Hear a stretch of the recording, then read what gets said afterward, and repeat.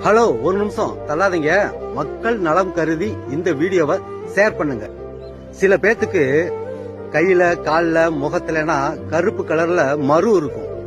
இது அவங்களுக்கு ஒரு அடையாளமாவே மாறிடும்.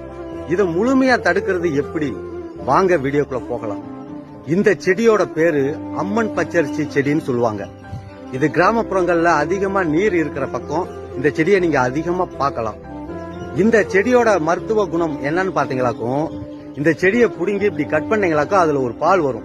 அந்த பாலை எடுத்து இந்த மருவுல நீங்க 15 நாள் தொடர்ந்து அதுல தடவி வந்தீங்களாக்கும் அந்த மரு இருந்த தடமே தெரியாம போயிடும்.